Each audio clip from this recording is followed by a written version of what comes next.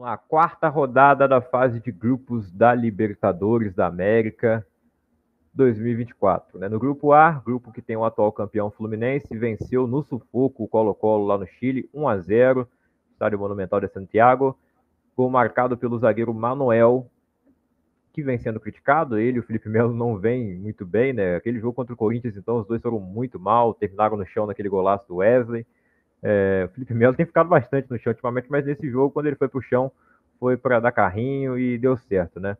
E o Manuel, com a assistência do Marcelo, no lance até acho que ele quis chutar pro gol, né? Ou fez os dois, né? O famoso chutamento. Se alguém quiser cabecear, cabeceia, senão a bola vai na direção do gol, se o goleiro aceitar, né? Pronto. Bom, o Manuel colocou a cabeça na bola ali de leve e foi o suficiente para não dar chance ao goleiro da equipe chilena. Vitória de 1-0 do Fluminense, mas um jogo com muita dificuldade, né? O Diniz falou que cada campo é diferente, que o gramado é ruim, ou o campo pode ser mais estreito, a torcida fica mais em cima, a situação, não sei o que, né? Aquelas desculpas. Mas é isso, o Fluminense venceu por 1-0 e lidera o grupo com 8 pontos. O outro jogo foi 1-1, Alianza Lima e Cerro Porteño.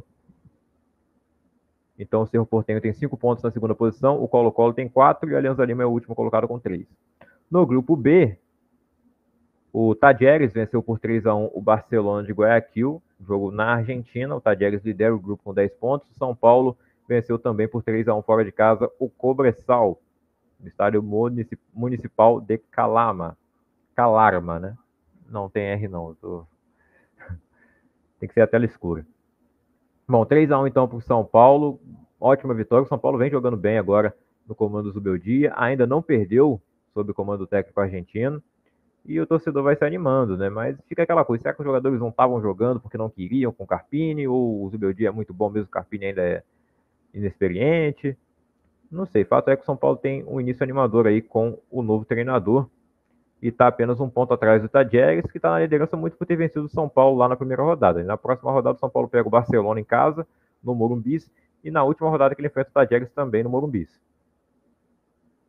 No grupo C, tivemos a vitória do The Strongest da Bolívia para cima do Estudiantes da Argentina. Estudiantes que acabou de ser campeão argentino, né, na primeira fase do Campeonato Argentino, a apertura, já tem vaga confirmada na Libertadores de 2025. Mas jogar lá na altitude sempre é complicado. O time do Strongest é um bom time, está liderando o grupo, 7 pontos, e venceram então o Estudiantes. O Huachipato e Grêmio foi adiado, obviamente, por conta de tudo que acontece lá no Rio Grande do Sul, a situação das enchentes. O aeroporto foi completamente inundado, não tem como chegar, né, pousar lá ou sair. Tá muito complicada a situação. Alguns jogadores, né, os jogadores, a maioria está em segurança, né? Inclusive estão ajudando, né? A gente viu o Diego Costa distribuindo água, distribuindo comida, lá com o Jeep dele. Os jogadores fazendo mais até do que o governo, né? Porque o governo está agindo muito devagar.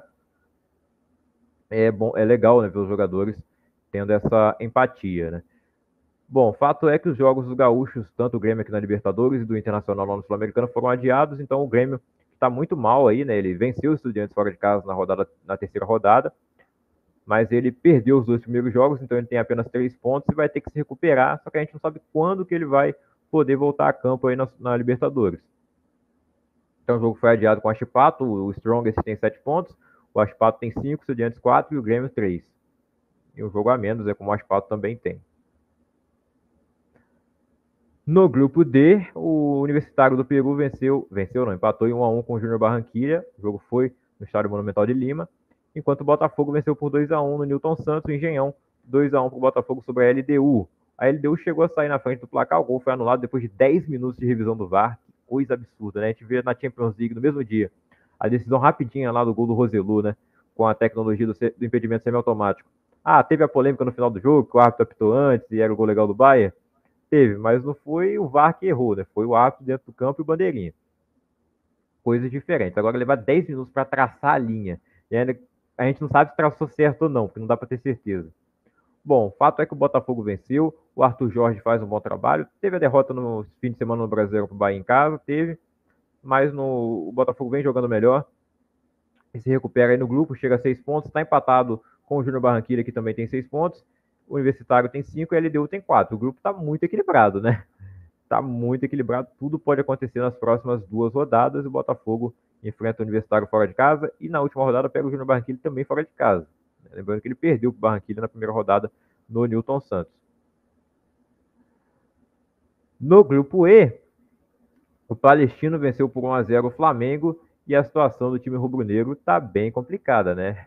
Crise na Gávea, o Tite sendo muito criticado pela torcida e com razão, porque o Flamengo não vem jogando bem, embora eu acho que a culpa não seja só dele. Tem muitos jogadores que estão bem abaixo do que poderiam produzir, não acho que isso seja só culpa do treinador. Ele tem uma enorme parcela, como ele mesmo assumiu lá na coletiva, apesar de sempre dar alguma desculpa, né? Dessa vez ele disse que a principal responsabilidade é da comissão técnica e tá certo. O Flamengo perdeu com um golaço, né, do Cornejo, que ele tinha acabado de entrar no jogo, soltou um balaço de fora da área de primeira, sem chance pro Rossi, que já tinha salvado algumas chances ali que o Palestino teve no primeiro tempo. O Flamengo teve algumas chances também, mas pouca coisa. Eles falam, criamos, Gerson falou na entrevista, criamos muito, mas não conseguimos marcar. Mas as jogadas do Flamengo são muito manjadas já, né? Cruza na área, aí o Pedro tenta fazer um lance individual que ele não consegue, o Gabigol entrou no segundo tempo, teve uma chance ali, cabeceou de qualquer maneira, mas o cruzamento também não foi bom. O Flamengo não está jogando bem para o time que ele tem, sendo favorito a todas as competições. No momento está em terceiro lugar do grupo, iria para a Sul-Americana. Né? É decepcionante aí para o torcedor rubro-negro, obviamente. No outro jogo do grupo, empate Milionários e Bolívar, que é o pior resultado que poderia acontecer para o Flamengo. Né? O ideal seria a vitória do Bolívar, que assim o. Na verdade, não, o ideal seria a vitória do Milionários, né? Ia embolar o grupo. Não, ia piorar a situação do Flamengo, porque o Milionários chegaria também a 4 pontos. Não sei, né? O que era pior, o empate ou a vitória de algum dos dois? É que o Bolívar, se ganha, praticamente já estaria classificado. Praticamente não, estaria classificado. Né? Ele ia chegar ali a 12 pontos, já estaria classificado ou em primeiro ou em segundo lugar se ele perdesse nas últimas duas rodadas. Mas tá assim, Bolívar 10 pontos, Palestino 6, Flamengo 4, Milionários 2. No grupo F, o Palmeiras venceu o Liverpool do Uruguai no estádio Centenário, onde o Palmeiras, né, tem ótimas lembranças do torcedor do Palmeiras, né, do título em 2021 contra o Flamengo, gol do Davidson. 5-0 o Palmeiras fez para cima do Liverpool do Uruguai. O estádio estava bem diferente daquela final, embora tivesse acabado de voltar da pandemia, né, o estádio estava cheio, e nesse jogo não estava. Né, muitos jogos com estádio vazio na Libertadores, por culpa da Conmebol, né, que faz um time como o Liverpool do Uruguai, que tem o estádio dele que é bem menor, e a torcida dele pode acabar enchendo aquele estádio, né? Parecer que está cheio, fazer parecer que está cheio, né? Pela capacidade que o estádio tem de receber tal número de torcedores. Como o Centenário é um estádio gigante, a torcida do Liverpool nunca vai lotar aquele estádio e a torcida do Palmeiras não vai em peso no jogo de fase de grupos, né? Não vai fazer uma viagem assim no jogo de fase de grupos e também não são tantos ingressos disponíveis para eles, né? Ingresso de visitante sempre é menos e eu acho até que tinha mais palmeirenses do que torcida do Liverpool lá. E o Palmeiras amassou, né? Rafael Veiga marcou 2 gols, Hendrick marcou o terceiro, fez uma comemoração lá imitando o King Kong e tomou cartão amarelo por isso, sendo que no mesmo lance que ele faz a comemoração, teve torcedor fazendo um gesto racista na arquibancada, né? Só o torcedor que pode fazer, imitar o macaco por ele não pode comemorar igual o King Kong? Qual é o sentido? O que ele fez? Que provocação que ele fez? Ridículo ele tomar um cartão amarelo por aquilo, né? Por conta disso. E aí depois o Palmeiras fez mais 2 gols e terminou 5-0, né? Rony, Rústico, brilhando em Libertadores. O São Lourenço venceu por 2-0 o Independente Del Valle. O Palmeiras então lidera o grupo com 10 pontos. Já está classificado praticamente, né? Está classificado. Não oficialmente, né? Oficialmente vai ser na próxima rodada. Ele tem 3 vitórias e um empate. O Del Valle tem 4, o São Lourenço 4, o Liverpool 4. Disputa pelo segundo lugar está bem grande. No grupo G, o Atlético Mineiro venceu por 1-0 o Rosário Central fora de casa. Um jogo pouco sofrido, mesmo com portões fechados lá na Argentina, né, por conta também de atos racistas. Atos racistas não, né? Foi, na verdade, os caras apedrejaram o ônibus do Peñarol no jogo da terceira rodada. Então, torcida fora do jogo aí por uma partida. Punição bem branda da Conmebol para o Rosário Central, né? Bom, 1-0 para o Atlético Mineiro, gol dele, Paulinho, o artilheiro da Libertadores. Paulinho tá virando Cristiano Ronaldo na Libertadores. Falta decidir no mata-mata que ele perdeu um gol inacreditável contra o Palmeiras nas oitavas do ano passado. O Peñarol venceu por 1-0 o Caracas, então o Galo lidera o grupo com 12 pontos, o Peñarol tem 6, Rosário Central 4 e o Caracas, saco de pancadas, tem 1, né? Conseguiu somar um ponto ainda.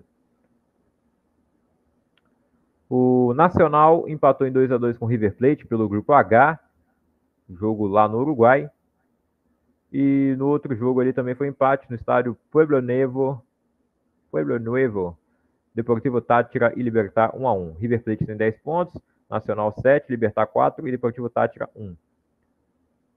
Júnior Santos é o artilheiro da Libertadores com 9 gols. Ele marcou o primeiro gol dele no mata-mata, né? Na fase de grupos, nessa última partida do Botafogo contra